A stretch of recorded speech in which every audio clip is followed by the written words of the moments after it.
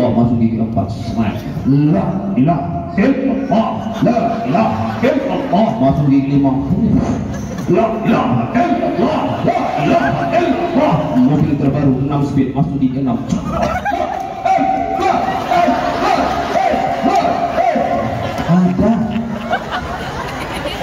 Ada Pak, saya nggak salahkan. Saya baca-baca tadi, tengok tuh Syekh Allahu yarham Syekh Mudawwali Al-Khalidi, orang-orang tarekat Naqsabandi Al-Khalidi itu ketika mereka berzikir, mereka tidak sembarang zikir. Mereka tahu tempat la di mana, ilaha di mana, illa Allah. Nafi isbat, ada yang dinafikan, ada yang diisbatkan, ada yang ditolak, ada yang diterima. Yang namanya menolak pasti gelek. Betul.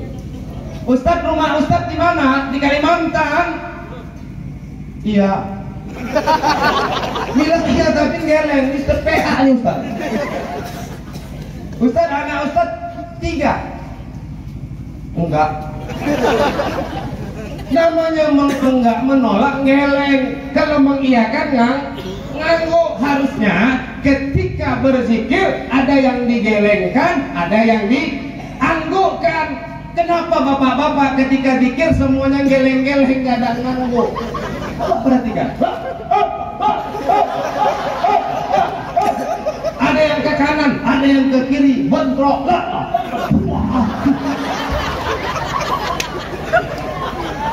Kadang-kadang nggak ngerti, makanya perlu belajar. La ilaha illallah, la ilaha illallah. Serentak gerakannya. Coba lihat di Babu Salam, di Silam. Saya sekarang kalau baru haul kan, datang kalau lagi praktik saman itu, masya Allah. Walaupun mereka berdiri, namun gerakannya serentak Bapak Ibu.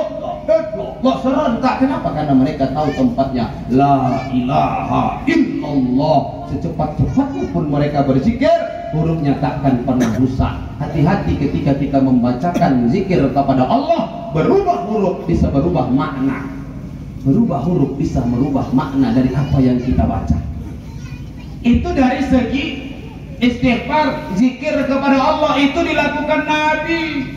Udah dijamin masuk surga, tapi tetap punya akhlak kepada Allah. Kita, bagaimana akhlak kita kepada Allah? Sholat pun kadang-kadang menghadap Allah, pakaian kita pakaian asal-asalan, padahal pakaian kita itu yang kasih siapa? Siapa yang kasih, Bu? Siapa yang kasih? Allah. Kalau sadar Allah yang kasih pakaian kita itu, pakai pakaian terbaik ketika menyembah Allah Subhanahu wa ta'ala. Kadang-kadang sholat kita nggak punya adab sama Allah. Pakaian, ya kalau secara fikih pakai singlet, celana pakai sarung, ya kan, sah, sholatnya sah. Pakai sarung, pakai singlet, sah. Tapi coba ke kantor camat pakai sarung, pakai singlet, pakai helm, pakai pantofel. Datang kantor camat, nah, leko nggak ada camat, gila, usir. Camat aja nggak terima, diusir sama camat. Kita sama Allah berani pakaian asal-asalan. Kadang-kadang sholat, ya Allah, Allahu Akbar, coblos nomor 2, baju partai. Masih mending baju partai. Kadang-kadang sholat, Allahu Akbar, kamput, terbaca tulisan kamput di belakang baju. Makanya saya sholat kalau pakai sarung ini, mohon maaf, tak pernah mereknya saya letak di bawah, itu saya taruh di atas. Kenapa? Saya takut mengganggu jemaah di belakang. Karena saya pernah terganggu.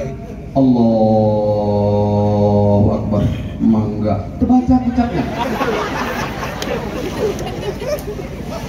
Terganggu. Allahu Akbar, gajah duduk. Terganggu, makanya guru saya pesan taruh di atas mereknya kan. Kalau bisa dibuka, saya buka, saya sobek tuh mereknya. Ya kadang-kadang kita nggak beradab sama Allah. Sholat cepat-cepat, sholat gerak-gerak. Oh, masih mending sholat nih gerak-gerak. Ini kadang-kadang mau angkat takbir aja pakai tenaga dalam.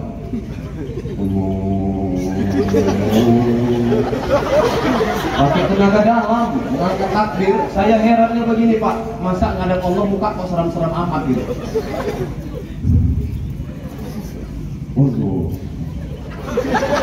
Ada yang begitu? Ada, saya sering lihat. Udah sholat nanti,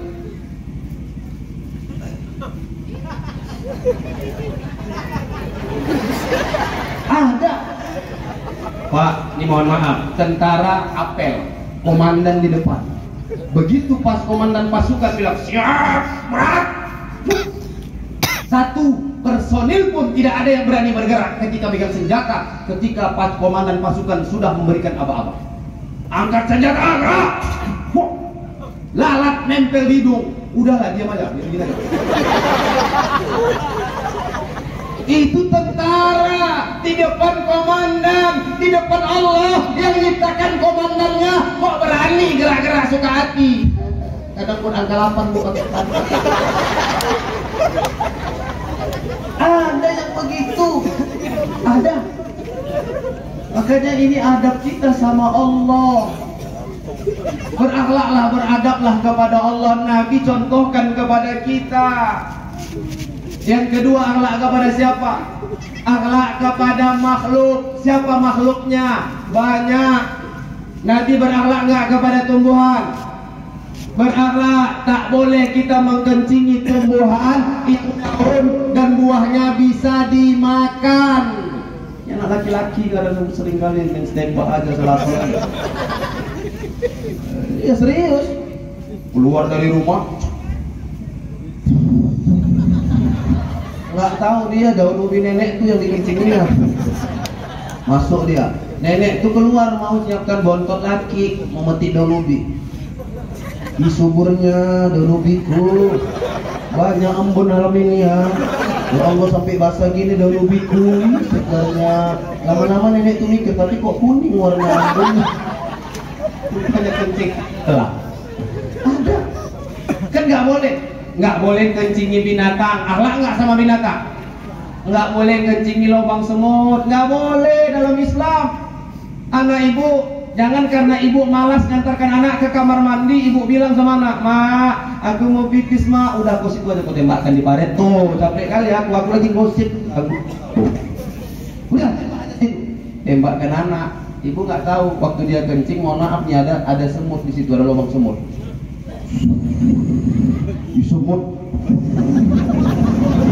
Semut tuh keluar lagi nonton bola. Gara-gara air panas yang masuk, mati 300 supporter. Begitu keluar semutnya, lari ke kanan. Mau kemana kau? Lari ke kiri. Mau kemana kau? Dikejarnya semut. Ibu berdosa. Hati, jangan ibu gak punya dosa karena ibu nyuruh anak kencing di tempat sembarangan. Ajari anak kita supaya dia tahu di mana tempat buang air kecil. Itu akhlak kepada makhluk, binatang. Kepada manusia Nabi berakhlak enggak? Berakhlak. Terutama kepada siapa? Kepada orang tua. Ini momen terakhir. Saya tadi teringat. Siapa nama tadi yang juara umum? Siapa? Alfiansa, Afriansa datang. Beliau tadi nangis. Aku gak sanggup nengok. Kenapa? Aku juga nangis nanti. Buya nangis, Abu nangis, Ustaz Adhan nangis. Semua nangis melihatnya. Saya juga mau nangis, cuman aku gengsi aja. Karena kamera ke muka aku aja pula. Nanti nampak orang di kamera aku nangis cengengan, bisa juga orang. Walaupun mukaku serem gini, hatiku dangdut gua. Hatiku mudah tersentuh. Nabi tadi saya dengar kelas 2 SD ibu meninggal, ya kan? Kelas 2 SD umur berapa? 8 tahun. Nabi Muhammad berapa tahun umurnya maknya meninggal? Dalam kitab Sirah Nabawiyah, dalam kitab Ar-Rahiqul Maktub, Syekh Syufiroman Al-Mubarakpuri usianya 6 tahun ibunya meninggal dunia. 2 bulan dalam kandungan ayahnya meninggal dunia. 6 tahun dia dilahirkan, ibundanya pun meninggal dunia. Seorang anak yang masih kecil, ujiannya luar biasa. Rindu ayah bunda tiada terkira, dia sabar menghadapinya. Sesekali dia bertanya dengan penuh kerinduan, wahai kakekku tercinta, di mana ayah bunda sekarang? Sambil memeluk dan menciumnya, sang kakek meneteskan air mata. Kemudian kakeknya berkata, ayah bundamu telah tiada. Kemudian kakek berkata, ayah bundamu telah di sorga. Dalam Al-Barzanji juga dikatakan, walamma tamma min hamlihi syahrani ala mashhuril aqwalil marwiyah tutiya bil madinatil munawwarati abu wa abdullah.